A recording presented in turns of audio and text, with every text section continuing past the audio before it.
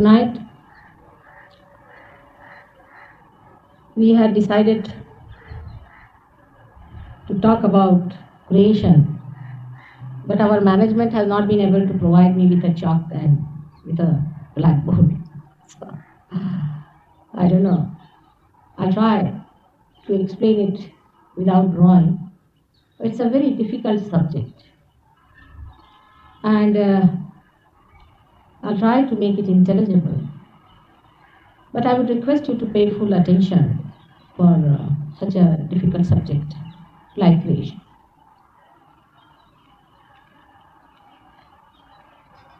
One thing is a blessing today that the greatest blessing today is that many of you can feel the vibrations. And not only that, but you also know and realize that they can think and they can learn. It's a very big blessing. Of course, some of you haven't got it, but those who have got it know that these vibrations organize because they raise the Kundalini, they go to the place where it is needed, out of compassion to that portion where there is deficiency. They understand, they organize, they are universal in nature, and they learn. They answer to your questions. When you ask them some questions, you receive answer from them. They are living vibrations.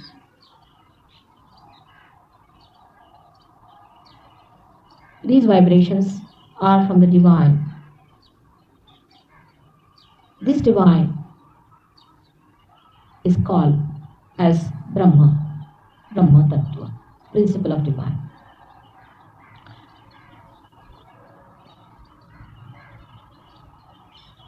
We can say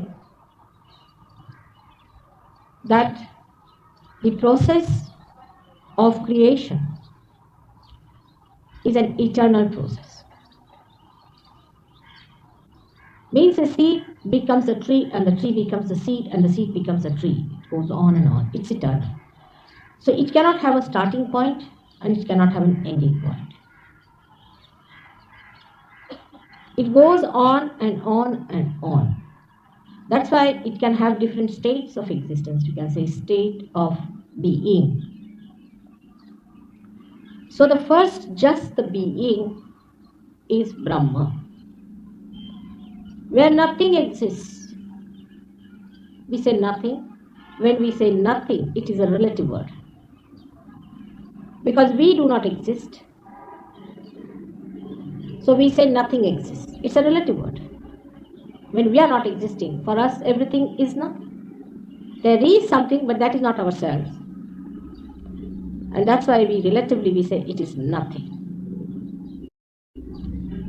It's only the Brahma. You can think of an energy if you want to, an energy form that exists.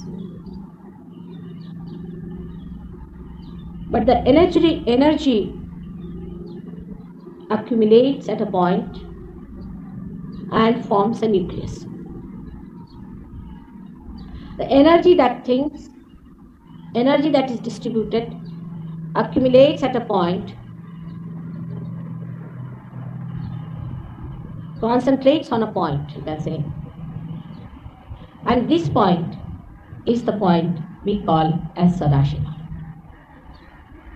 This happens because that energy desires, thinks, organizes, loves. When it wants to create, when the desire is felt in that energy to create,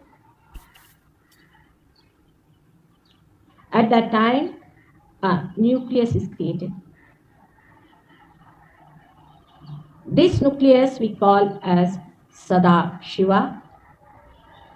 This nucleus does not disappear. You can think of a nebula. I mean, it is something which is all relative, you can think. You cannot think something in absolute form. So with thinking, you cannot conceptualize the whole thing. But if you can think of a state where it's just an energy and no creation, but not the energy of electricity, magnetism, all these things. It's the combination, the synthesis of all the things which goes into Laya, which becomes that, dissolves into that.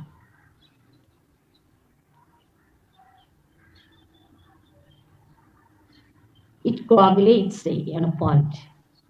That may be a word. Coagulates at a point which we can call as a nucleus.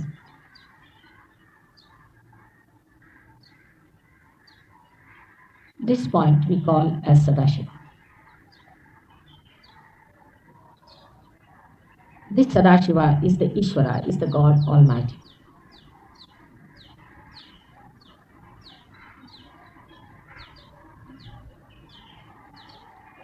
We call it now God because now it has a limitation in the sense that we can call it something. But if it is just an energy, we just call it a Brahma. You can say like this, when the water becomes ice, a follicle of ice is formed. You can differentiate between the water and the ice, but still it's a relative understanding. At this state, God Almighty, Parameshwar, takes its form as an identity. That's why we can say that it is not Brahma, but an identity. Identity has its aura, has its aura. We can say it's light. This light is the divine love. It goes into various forms, but Sadashiva remains as he is. Now the desire to create is transferred to the aura. The aura is the power of God, Shakti.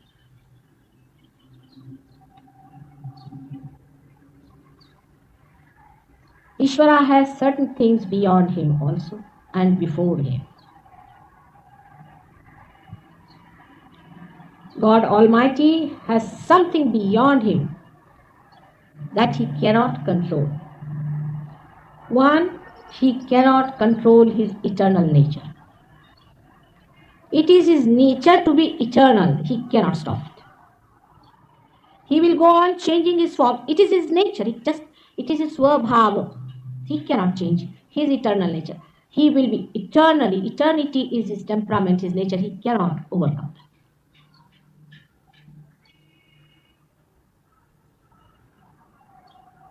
For example, God cannot take away your freedom to choose the truth. He cannot. Once he has granted, he is not going to take it away. You have to choose it in all your freedom. He will not force you to take it. Many people have hopes like that. That's sadly mistaken. At this juncture only lies the problem of complete destruction or complete resurrection. It is left into the hands of human beings to decide whether they want to accept the truth or they want to follow the falsehood. So you have given complete freedom to choose. I won't go into the details about God Almighty because it's a very subtler subject and requires much more attention. I have talked about it before to many people and all his nature and all that. But he is the witness, he is the Sakshi in the form of a Sakshi. What is he witnessing? He is witnessing the creation. And the power that creates the creation is the Shakti, is his power, is his consort. Now for us human beings, we don't understand that a wife and a husband could be that one. For example, you can understand like a sun and the sunlight, moon and the moonlight. As these two things are one and the same, or the meaning and the word. In the same way, Shiva and Shakti are one together. For example, you can be a father, you can be a mother, you can be a father, you can be a brother, you can be a son. Three things you are doing together in the same way. You can be yourself and your power. You know you and yourself and your power are different, but you are one. You have a power to write, but you are not your power. Neither your power is yourself. In the same way, Shiva and Shakti are two persons to be identified, but they are part and parcel of one uniform thing known as Brahma.